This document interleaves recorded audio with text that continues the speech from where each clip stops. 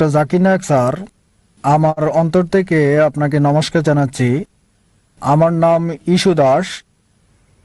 আপনার কাছে আমার প্রশ্ন হলো, ইসলামে কয়টি বিয়ের অনুমতি দেওয়া হয়েছে এবং কেন? ভাই প্রশ্ন করলেন যে ইসলামে কয়টা বিয়ের অনুমতি আছে এবং কেন, পলিগামির কেন সমর্থন করছে। আসলে আমি জানতে চাই, পবিত্র কুরআন অনুযায়ী কয়টি বিয়ে হতে পারে এবং জিজ্ঞেস কয়টি হতে করছেন পারে না। কোরআন অনুযায়ী কয়টা বিয়ে করা যায়। যদি মহিলাদের ব্যাপারে বলেন, পবিত্র কোরআনের সূরা নিসা অধ্যায় 4 আয়াত 20 থেকে 24 বলছে একজন বিবাহিত মহিলা আবার বিয়ে করতে পারে না, সুতরাং একজন মহিলা সর্বোচ্চ একজন স্বামী রাখতে পারবে। একজন পুরুষের ব্যাপারে যদি বলেন, কোরআন বলছে সূরা নিসা অধ্যায় 4 আয়াত 3, তোমাদের পছন্দের নারীকে বিয়ে করো 2, 3 বা 4, তবে ন্যায় বিচার করতে না পারলে একটা। আপনি 2, 3 বা 4টা বিয়ে করতে পারেন, কিন্তু ন্যায় বিচার করতে না পারলে একটা। এই কথাটা একটা বিয়ে করো যদি ন্যায় বিচার করতে না পারো শুধু কোরআনেই আছে। পৃথিবীর বুকে আর কোনো গ্রন্থ নেই যেটা বলছে একটা বিয়ে করো শুধু কোরআন ছাড়া। যদি রামায়ণ পড়েন, যদি মহাভারত পড়েন, আপনি বিয়ে করতে পারেন যত ইচ্ছা তত।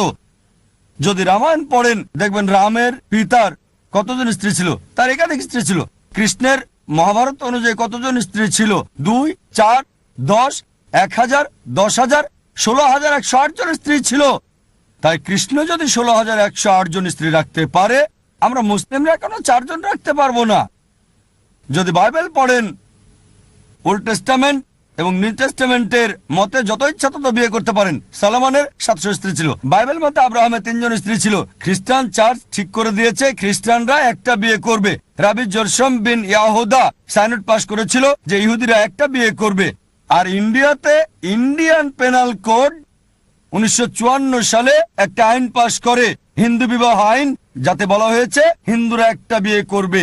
ইন্ডিয়ান পেনাল কোড বলছে, হিন্দু ধর্মগ্রন্থ বলেনি যে হিন্দুদের একটা বিয়ে করতে হবে। চলুন দেখি এবার কেন ইসলাম একজন পুরুষকে একাধিক বিয়ে করার অনুমতি দেয়। একাধিক বিয়ে করা ইসলামে বাধ্যতামূলক না, এটা ঐচ্ছিক।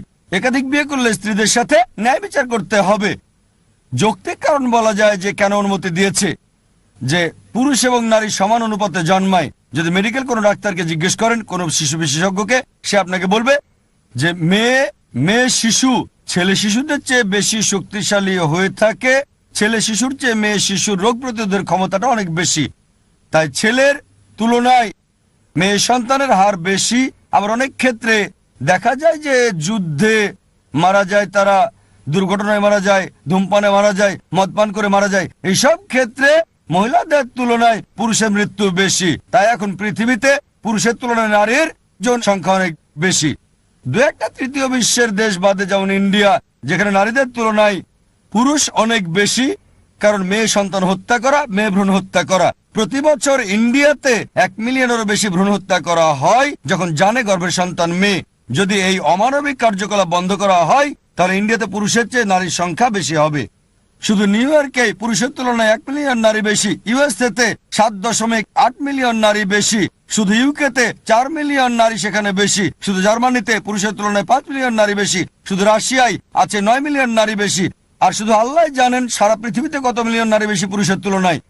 যদি আপনার সাথে একমত হয় যে একজন একটা মেয়েকে বিয়ে করবে, ধরেন সবাই একটা করে বিয়ে করে নিল, আর আপনার বোন আমেরিকায় থাকে বা আমার বোন আমেরিকায় থাকে, আর সে যদি তখন 7.8 মিলিয়নের মধ্যে পড়ে যায় যারা জীবন সঙ্গী খুঁজে পায়নি, একটা পথই তার জন্য খোলা, হয় সে একজনকে বিয়ে করবে যে আগে বিয়ে করেছে, না হয় পাবলিক সম্পত্তি হয়ে যাবে।